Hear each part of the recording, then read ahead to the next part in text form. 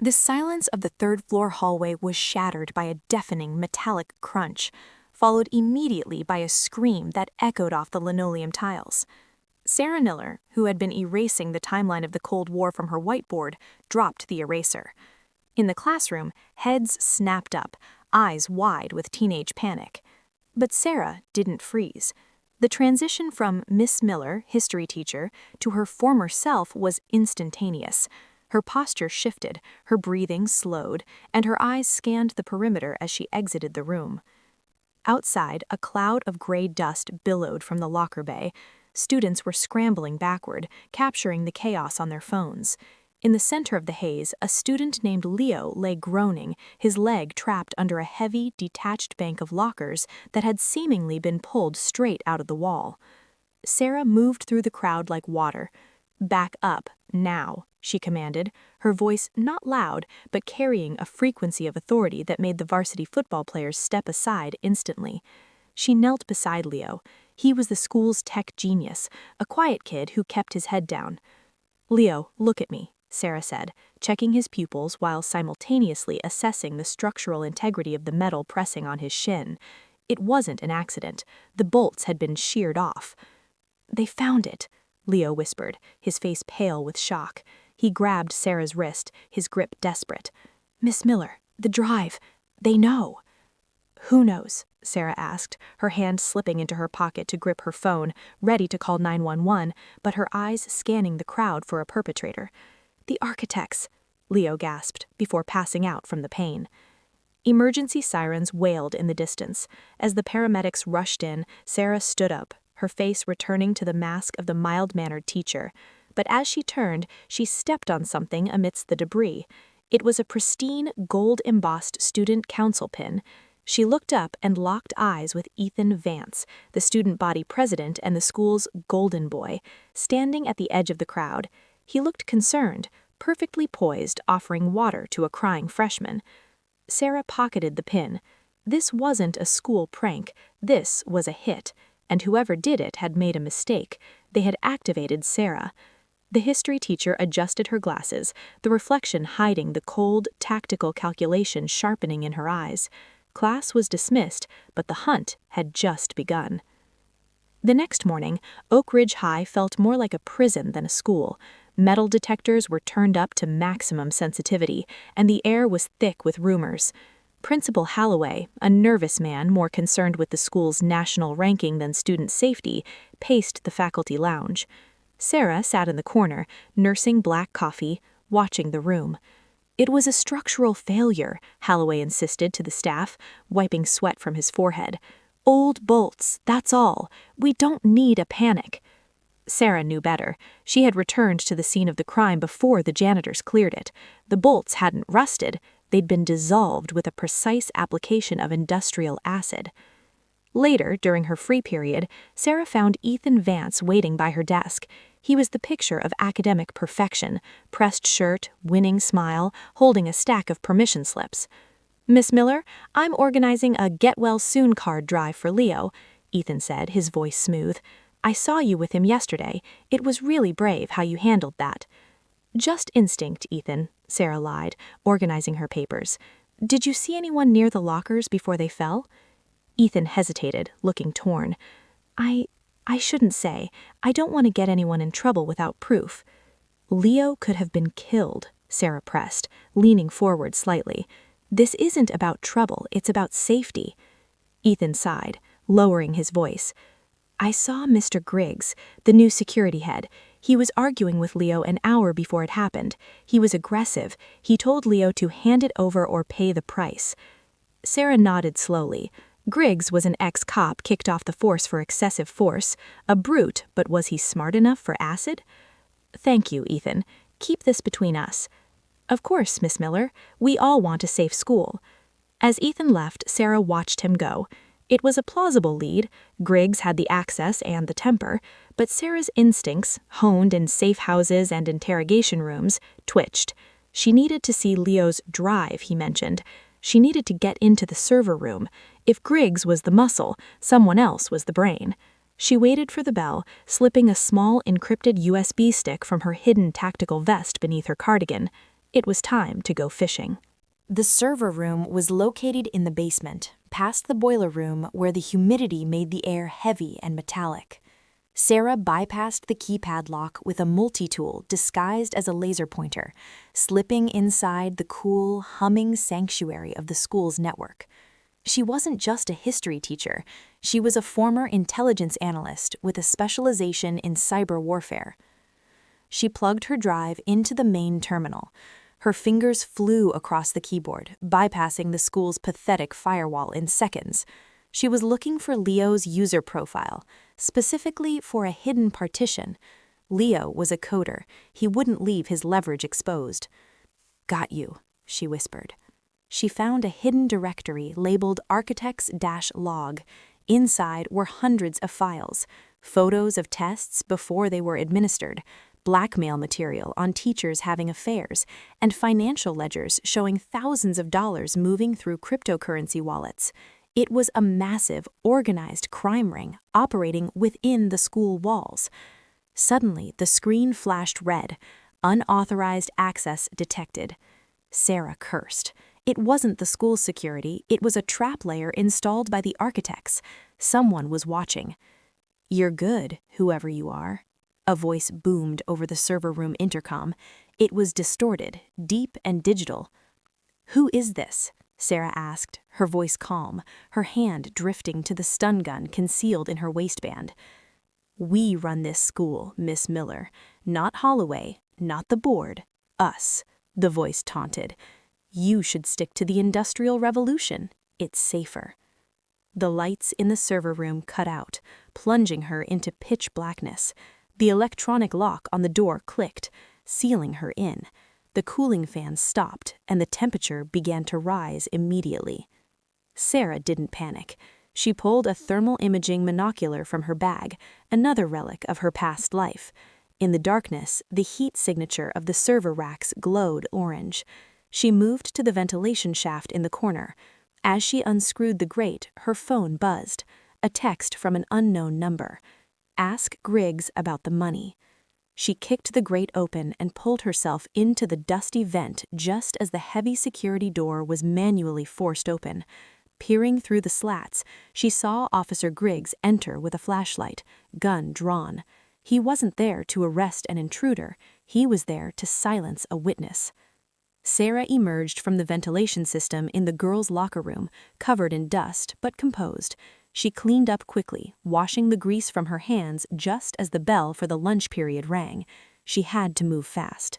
Griggs was involved, that much was certain, but the text message intrigued her. Who was helping her? She found Griggs in the parking lot, smoking a cigarette by his patrol car. He looked nervous, his eyes darting around. Sarah approached him, not as a teacher, but as a predator. "Officer Griggs," she said, stepping into his personal space. "Miller, what do you want? I'm on break." Griggs grunted, his hand resting near his holster. "I know about the server room. I know about the ledger, and I know you're the muscle." Griggs laughed, a nervous barking sound. "You're a history teacher, lady. Go grade some papers." Sarah moved faster than Griggs could process. In one motion, she kicked his knee, buckling his leg, and pinned his wrist against the car hood, twisting it until he dropped his cigarette. She leaned in close to his ear. "I was doing tactical interrogations while you were writing parking tickets. Who are the architects? Who pulls your leash?" "I don't know," Griggs yelped, pain etched on his face. "I just do the pip-ups. They pay me to scare the kids who don't pay up. That's it." "Who pays you?" Sarah applied more pressure. "Cash. Always cash in my locker. I never see them. It's a ghost, Miller. A ghost." "And Leo?" "Leo stole their database. They told me to scare him, not crush him. The locker, that wasn't me. That was him." "Who is him?" "The king, the top student. That's all I know." Sarah released him, shoving him away. Griggs scrambled back, terrified. "Stay out of my way, Griggs, or I'll release your file to the FBI." She walked away, her heart pounding. The king, a top student. She looked across the courtyard. Ethan Vance was there, laughing with the cheerleaders, holding a clipboard. He waved at her, his smile blindingly bright. It couldn't be him. He was too public, too scrutinized. It had to be someone in the shadows. The next day, the atmosphere at Oak Ridge shifted from tense to hostile. As Sarah walked to her first period, she noticed students whispering, pointing at her. When she entered her classroom, Principal Holloway and 2 uniformed police officers were waiting. "Ms. Miller," Holloway said, his voice trembling with indignation, "please step inside." "What is this?" Sarah asked, her senses on high alert. She assessed the officers. Standard issue deer, relaxed stance. They weren't here for a firefight. They were here for an arrest. "We received an anonymous tip," one officer said, stepping forward, "and we found this in your desk." He held up an evidence bag. Inside was a stack of cash, thousands of dollars, and a small bag of white powder. "Drugs and bribe money," Holloway spat, "in a place of learning. We also found emails on the server, emails from your account threatening students."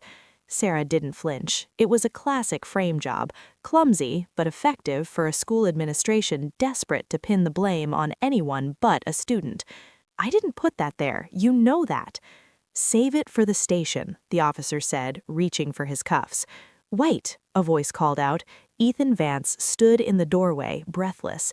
"Principal Holloway, stop. You can't arrest her." "Ethan, this is a police matter," Holloway said, trying to usher the golden boy away. "No," Ethan stood his ground, looking earnest and brave. "I was working late in the library. I saw someone in Ms. Miller's room last night. It was Griggs. I have a time-stamped photo on my phone." He held up his phone. The screen showed a grainy image of Griggs planting the bag in Sarah's desk. The officers paused. Holloway looked between Ethan and Sarah, his face pale. "Officer Griggs?" the policeman asked, frowning. "He's been acting strange all week," Ethan added, his eyes pleading with the officers to believe him. "Please, check the security logs. Ms. Miller is innocent." The tension broke. The officers lowered their hands. "We'll need to see that photo, son, and we need to find Griggs." Sarah looked at Ethan. He had saved her. He had risked his reputation to clear her name. For the first time, she let her guard down regarding the boy. He was an ally, perhaps the only one she had in this nest of vipers. With Griggs now the subject of a manhunt, Sarah was technically suspended pending investigation, but she was free. She met Ethan at a diner on the edge of town later that evening. Rain lashed against the windows, blurring the neon lights outside. "You took a big risk," Sarah said, stirring her tea. She watched the cars outside, checking for tails.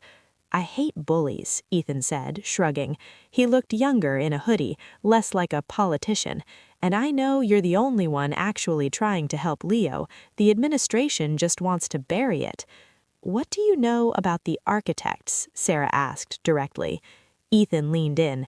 "I think they're running a cheating ring that evolved. High-stakes test answers for rich kids, then it turned into blackmail. I think the leader is someone in the honors program, someone smart enough to code the algorithms." "I saw the files," Sarah admitted. "It's not just cheating, it's money laundering. They're using the school's charity funds." Ethan's eyes widened. "The Oak Ridge Future Fund? I'm the president of that committee. I sign off on the checks." "Exactly," Sarah said. "Someone is using your signature. You're being set up as the fall guy, Ethan, just like I was." Ethan looked terrified. "Ms. Miller, if they have my signature, I'm going to prison. My scholarship, my future, it's gone." Sarah reached across the table and placed a reassuring hand on his arm. "Not if we catch them first. I need you to get me the physical ledger. The digital one was encrypted, but there has to be a paper trail for the cash Griggs was picking up."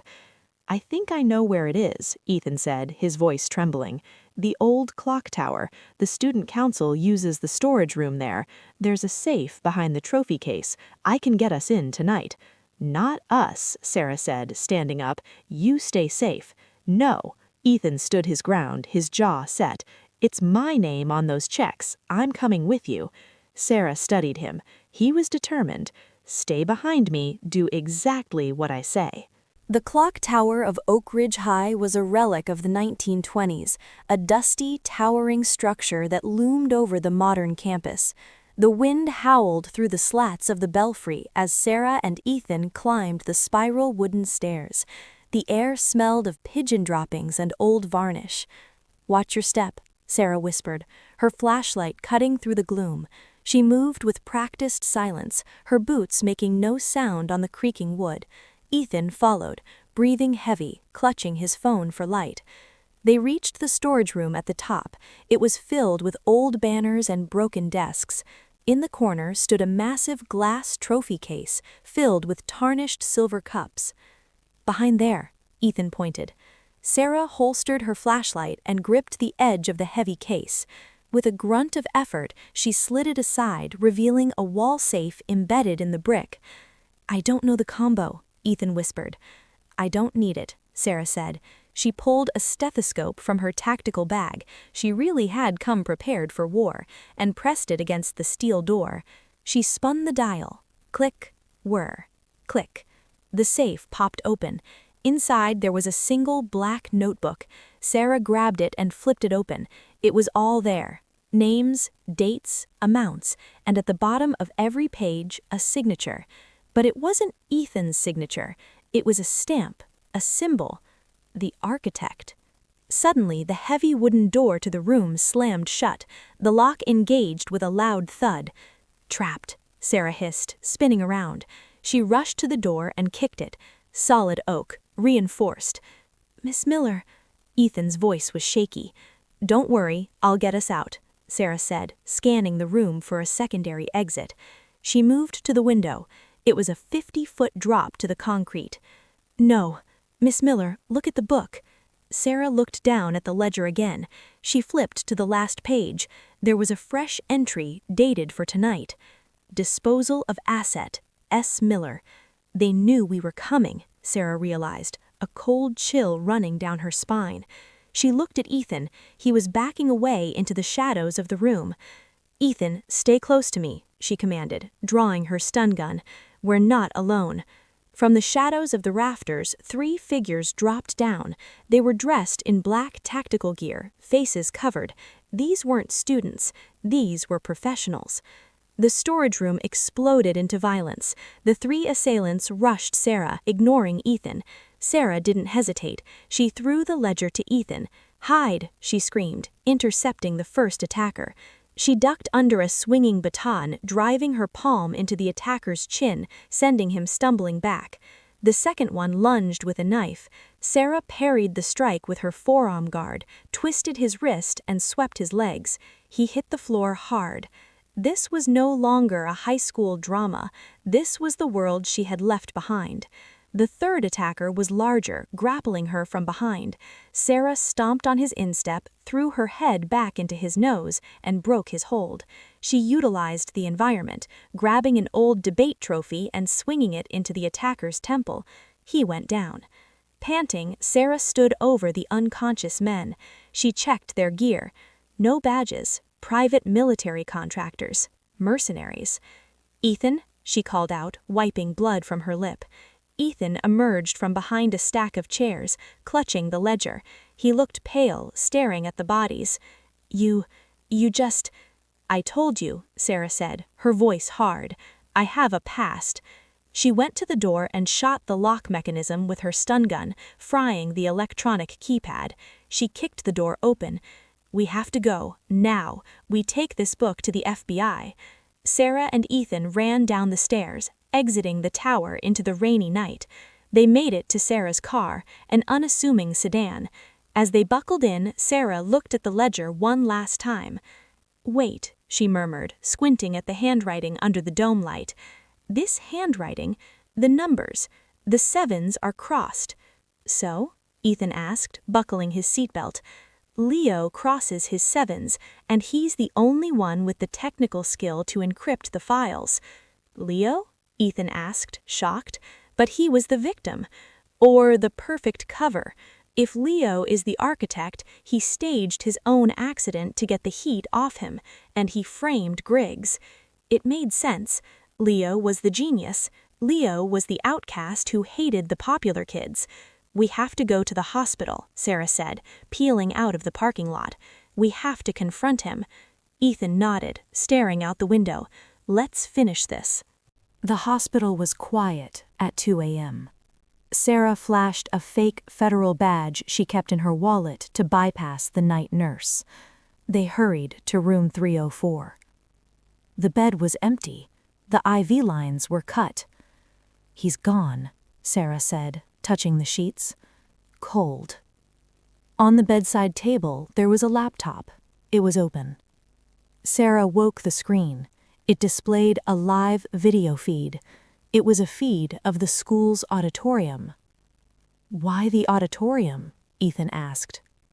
"Graduation prep," Sarah realized. "The final assembly is tomorrow morning. If Leo is the architect, he's planning something big. A data dump? A manifesto?"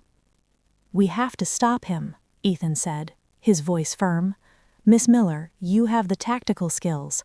I know the school layout. We can flank him." Sarah looked at Ethan. The boy had grown up in the last 48 hours. He was no longer just a student. He was a partner. "Okay, we go back to the school, but this time no mercy. If Leo runs, I take him down." They drove back to Oak Ridge in silence. The school was dark, a sleeping giant. They entered through the loading dock. The auditorium was on the other side of the building. "I'll go to the lighting booth," Ethan whispered. "I can cut the power if he tries to broadcast anything." "Good idea," Sarah said. "I'll take the floor.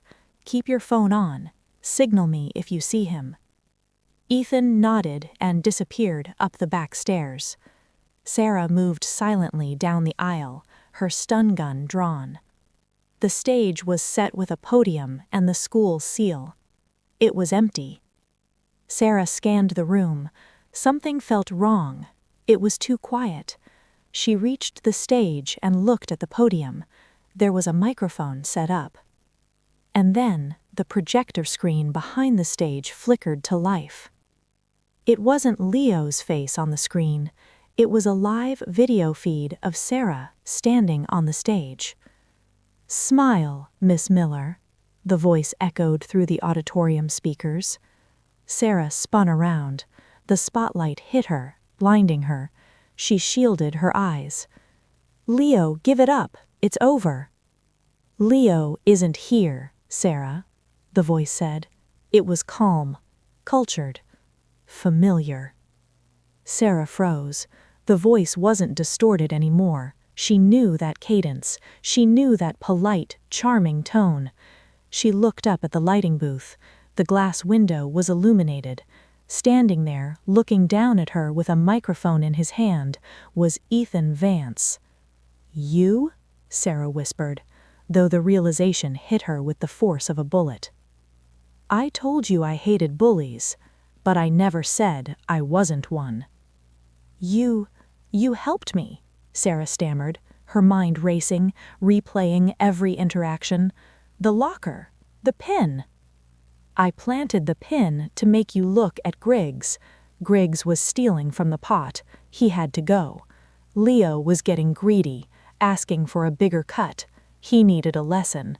And you, well, I needed a cleaner, someone to take out the trash. The mercenaries I hired were getting expensive, so I let you beat them up. Thank you for that." "You're a high school student," Sarah said, gripping her weapon. "How?" "I'm a prodigy, Miss Miller. You teach history. I make it. The blackmail, the data selling, it's just startup capital. I'm going to Yale in the fall. I needed a trust fund." "The ledger," Sarah reached for her bag, "is fake," he laughed. "I wrote it last night. It leads nowhere. But the police are on their way right now, and they're going to find a disgruntled teacher with a weapon standing over the school's sound system, ranting about conspiracies. You're the architect now, Sarah." Sarah looked at the exits. Sirens wailed in the distance. He had outplayed her. He had used her tactical skills to eliminate his loose ends, and then framed her as the mastermind, the perfect student, the perfect crime. Ethan smiled, a chilling, dead-eyed expression that looked nothing like the warm boy she knew. Class dismissed. Sarah didn't run, she didn't fight. She simply reached into her pocket and pulled out her phone. She held it up. "You're right, Ethan," Sarah said, her voice amplified by the stage acoustics. "You are a prodigy, but you forgot one thing about history teachers." Ethan frowned, his finger hovering over the microphone button. "What?" "We take excellent notes." Sarah pressed play. Ethan's voice, clear and undeniable, blasted from her phone. She had been recording since the lighting booth light went on. "I planted the pin. Griggs was stealing. Leo needed a lesson. The blackmail is startup capital." Ethan's face went white. The composure shattered. For the first time, the mask fell, revealing a terrified child. The doors to the auditorium burst open. But it wasn't the local police. It was a tactical team, wearing FBI windbreakers. Sarah smiled. The cold operator smile returned. "And we always cite our sources." She watched as the golden boy was thrown against the glass of the booth, handcuffed by the federal agents she had contacted back in Part 6. The twist wasn't that he was the villain.